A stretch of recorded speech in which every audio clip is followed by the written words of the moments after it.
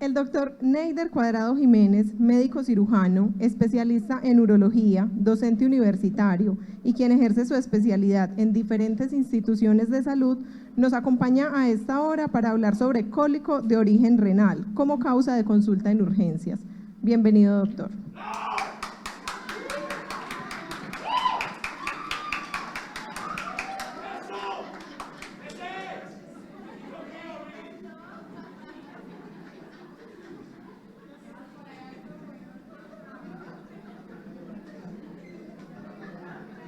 Esta conferencia es muy lo que necesitaba el paciente, ¿cierto? Es muy a propósito. Hola. No.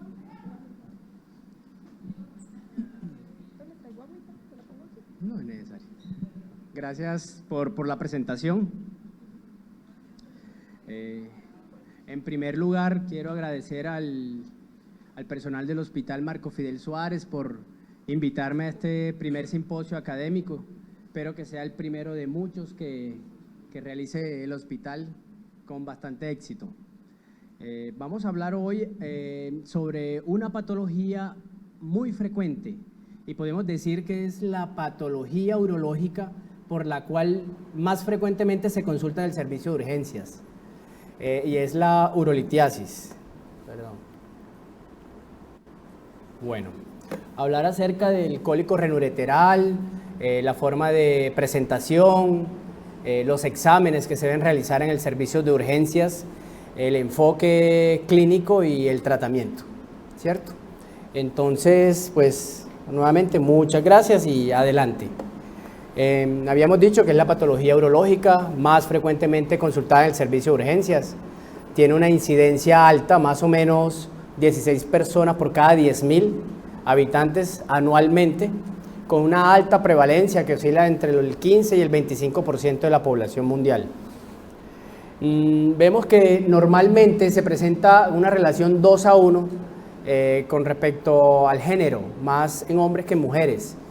Cada vez se ha ido acercando esta relación debido a los roles que han ido cambiando y que las mujeres van desarrollando nuevamente, ahora actualmente, que hacen las mismas actividades que los hombres, y creo que mejor. Normalmente es importante ver en el interrogatorio si hay patología litiásica en la familia, porque 1 de cada 4 pacientes que consultan tienen antecedentes familiares de urolitiasis.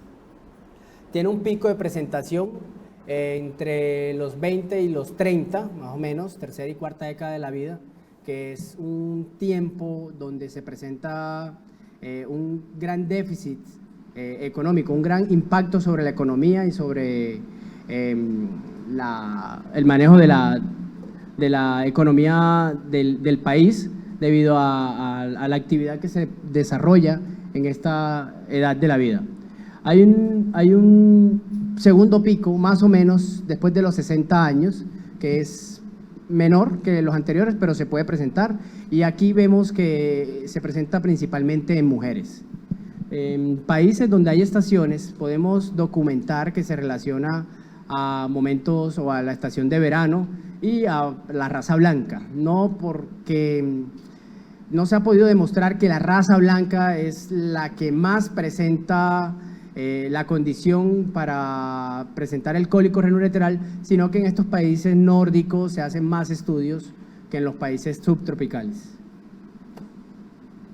Bueno, entonces empecemos con la definición. Es un síndrome doloroso, es paroxístico, es decir, es en salvas con picos y valles, y esto va de la mano de la fisiopatología de la enfermedad, debido a que se da primero una inhibición de la hormona antidiurética por el aumento de la presión intraluminal del sistema colector, lo cual genera una liberación de angiotensina, interleuquinas, que aumenta la producción de orina y ahí se aumenta el dolor.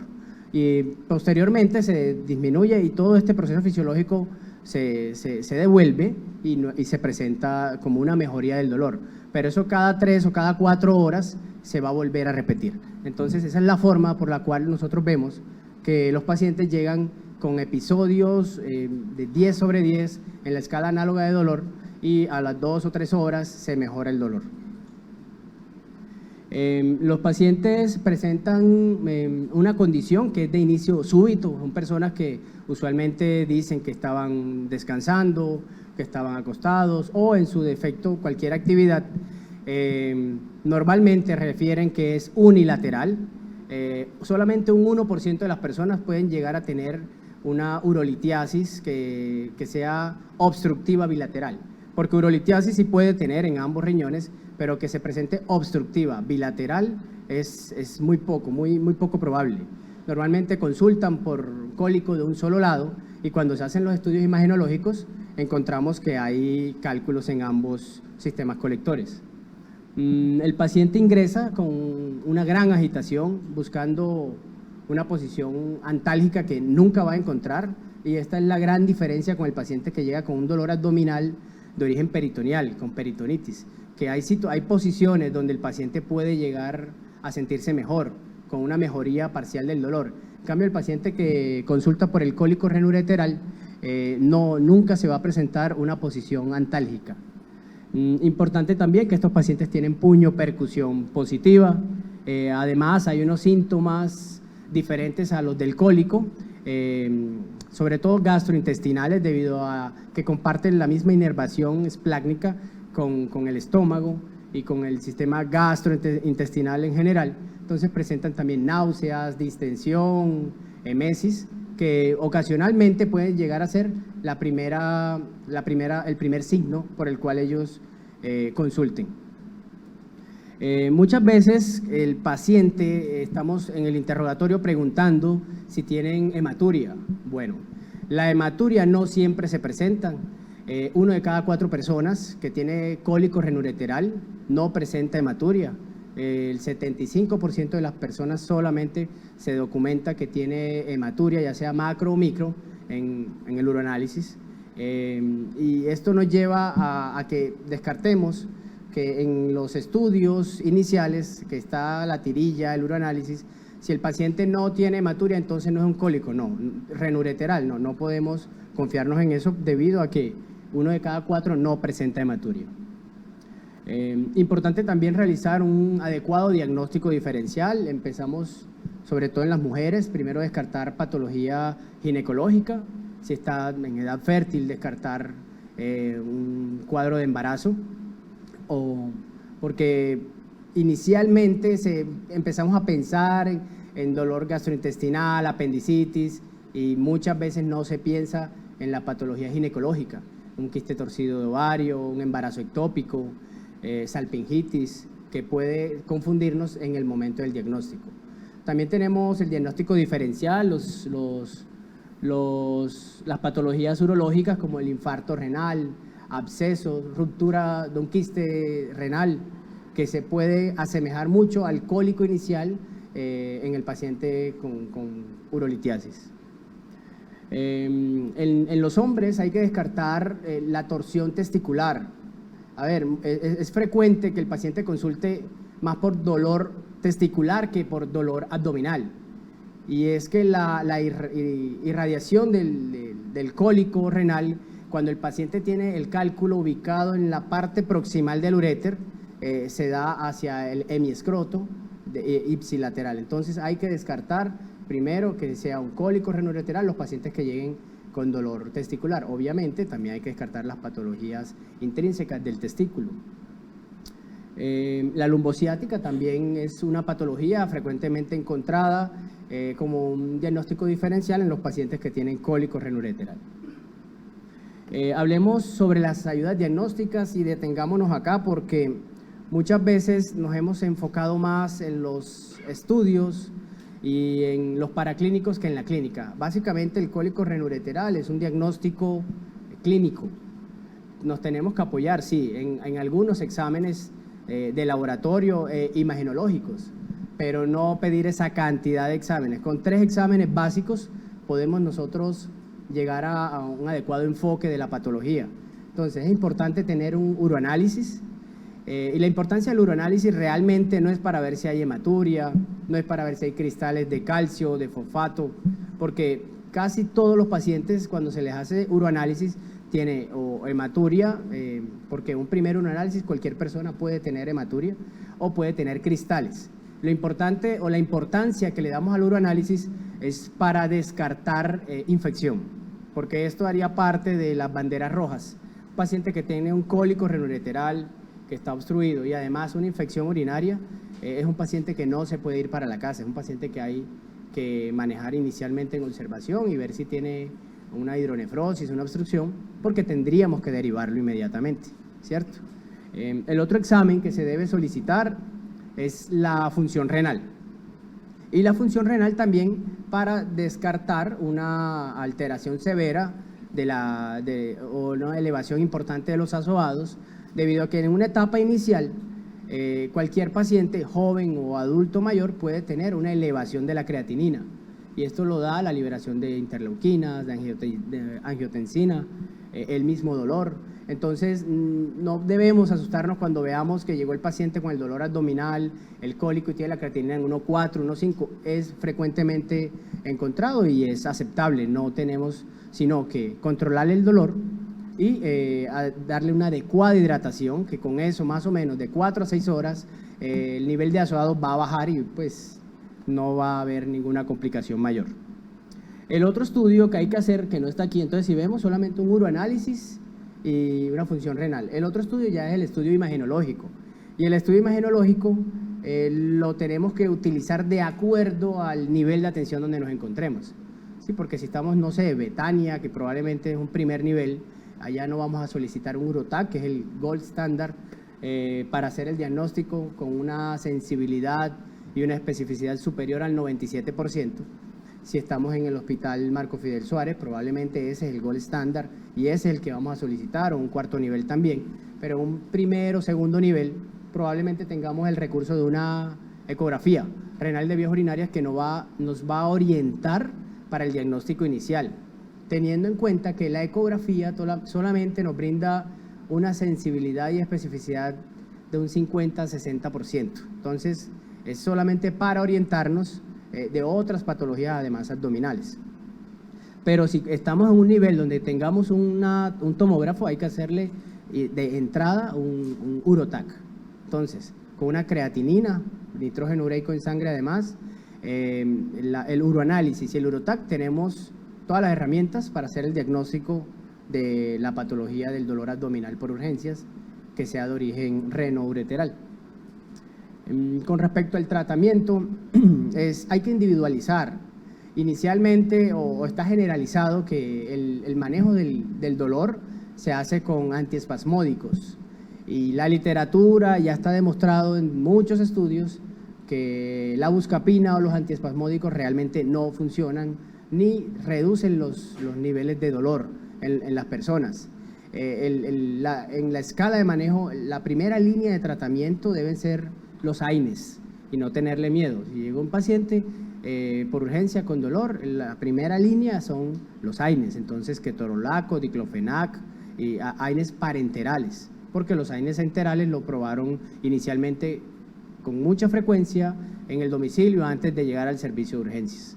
El paciente llega al servicio de urgencias con una única intención, y es que le controlen el dolor. Ellos no van porque tienen la creatinina elevada, no tienen ni idea. Entonces, lo que tenemos que hacer es controlar rápidamente el dolor. Ahora, si el paciente de base sabemos que es diabético, que tiene una insuficiencia renal o que tiene unas comorbilidades que probablemente haga que tenga una alteración de la función renal, la primera línea de manejo ya no van a ser los AINES, sino que van a ser los opiáceos. ¿Listo? Todo esto es para tenerlo en cuenta, pero el manejo actual del dolor en el paciente que llega por urgencias con cólicos renoureterales es la terapia multimodal. Es decir, a este paciente no le voy a empezar diclofenac, si en 4 horas no se le quitó el dolor, entonces le adiciono tramadol, y si no, entonces después le adiciono meperidina. No, uno empieza con los AINES, puede ser diclofenac, ketorolac, lo que tengan a la mano, más tramadol, más acetaminofén, y si quieren, por el efecto placebo, le pueden decir que también le van a aplicar buscapina, pues, pero no necesariamente esta última nos va a dar algún efecto positivo en el control del dolor. Como habíamos dicho, bueno, importante, si la paciente se encuentra en estado de gestación, en embarazo, la primera línea ya no van a ser los AINES, y más si está en el tercer trimestre. por las alteraciones cardíacas que se pueden presentar y el oligohidramnio que también presenta estas personas. Entonces, ahí vamos a utilizar los opiáceos como primera línea de manejo. Sigamos. Además, como sabemos, hay otros síntomas gastrointestinales, náuseas, emesis, entonces también hay que adicionarle antiespasmódicos, puede ser metoclopramida o ondansetron, de acuerdo al recurso con el que contemos.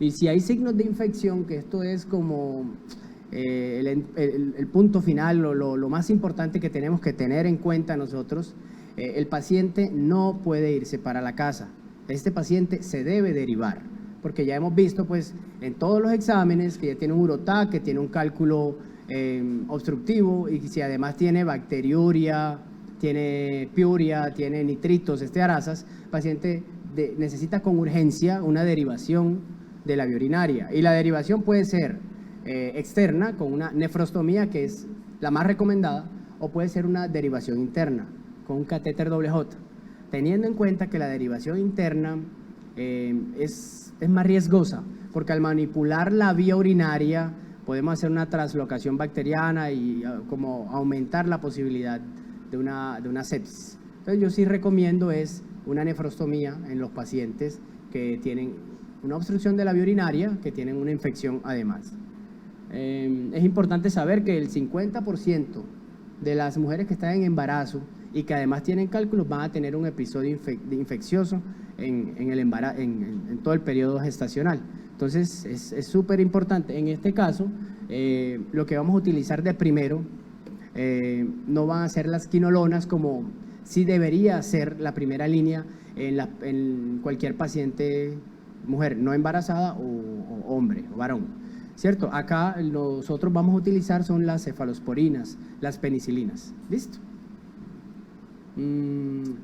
Bueno, entonces, con respecto al manejo intrahospitalario, tenemos que devolvernos y recordar que hay banderas rojas. Las banderas rojas son el paciente monorreno que tiene un cálculo obstructivo, pues es un paciente emergente, hay que derivarlo, o el que tiene obstrucción bilateral, habíamos dicho que es poco probable, pero se presenta.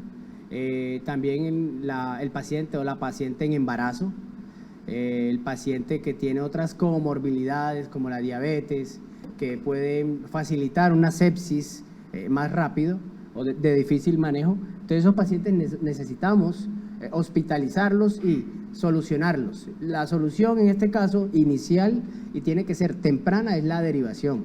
No derivarlo después de 48 horas, porque pues no vamos a hacer nada, puede haber un punto de no retorno, es una derivación temprana. Y si vemos que es un fin de semana, que no contamos con el servicio, que no hay radiología intervencionista, este paciente se convierte casi que en un traslado primario.